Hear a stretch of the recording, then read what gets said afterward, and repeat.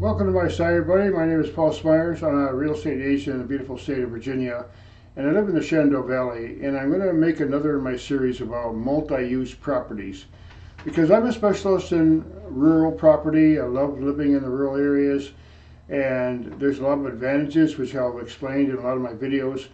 But the general idea of a multi-use property is just what everybody who wants to do a so-called homesteading is looking for. I watched a lot of other video content, and I know that a lot of people look for land, and there's a lot of complications. You can learn from many of those other experts about the various complications of buying land, and I don't want to get into all that right now. But in Virginia, we have a lot of really open zoning and multi-use properties, and the reason for that is because of the history of the state is a lot of small farms. And because of that, you'll find in Virginia a lot of different outbuildings, fencing, various kinds of structures like chicken hutches and so on various properties. Now, when people go look, a lot of times people who want to do a homesteading, they have this idea that someday they're going to buy this beautiful piece of land and they're going to clear all the trees and they're going to go back to pioneer days and try to make that into something. But what I urge people to do is to look around for the people who are selling a homestead, because there's a lot of elderly people out here in the world, in the Virginia area, in a lot of the eastern states, and they retire. Maybe they have a little homestead, maybe they even have a mobile home on some nice land, and maybe there's a garage there already. I talk about mobile homes in another video, but oftentimes the mobile home may not be that great, but then it's still a house, and you have some great land with it, because you can't, it's hard to develop land. If you take raw land, it's going to cost you a lot of money to put a septic well, clear it, put a garden there, and fencing and all that. So if you find something that maybe needs a little attention and run down, it's a lot more effective to just redo that and renovate something of that nature than start from scratch, as I've been describing.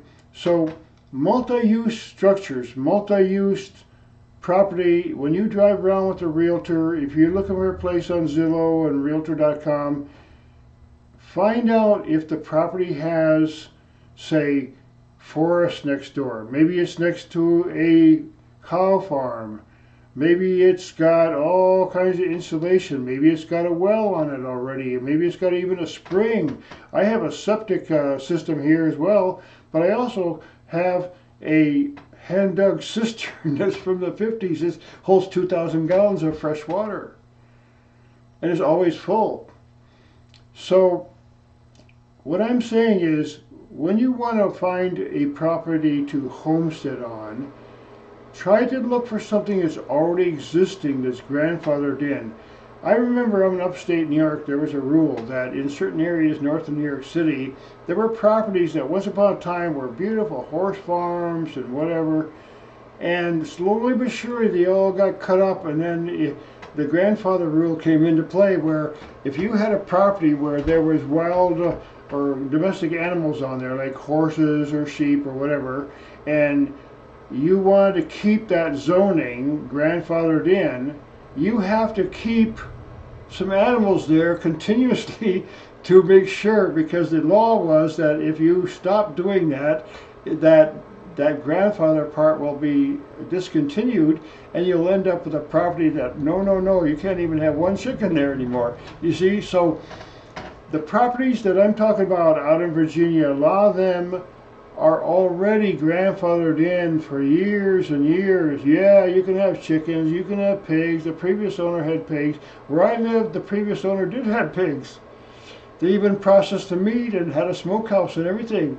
So it was already grandfathered in as, okay, well, that's recreational, that's agricultural, and it has a proven long-term use, so it's already been an LLC, put it in another LLC.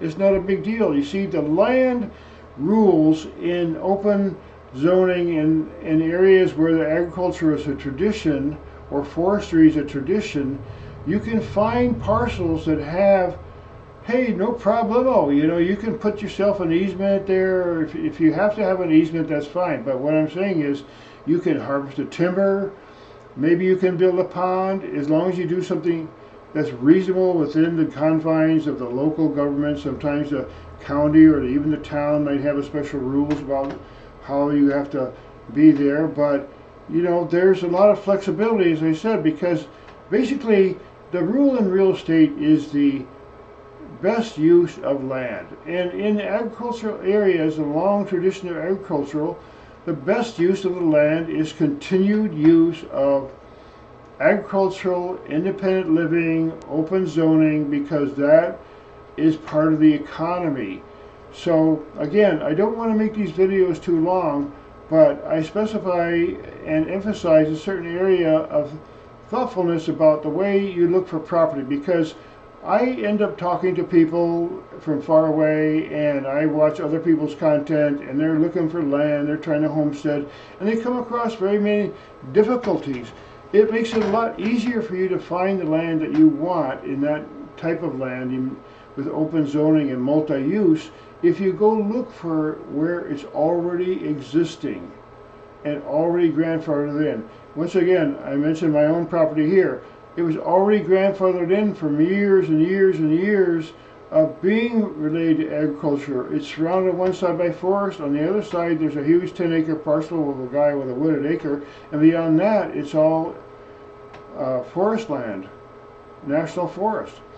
So I want to talk a little bit about it, and that's what my video is about today. Please like and share. I talk about some of the more difficult aspects of buying land. It's more conceptual, not necessarily the details, your mortgage and your credit rating and all that, but kind of the way of thinking about where you're going to find the kind of property that you're looking for. Because let's say you wake up one morning and you say, honey, let's go homesteading. Oh man, I love Minnesota or whatever. My relatives live there. Well, I won't even get into that. You see, the understanding is, like, go look where it's most likely to find what you're looking for.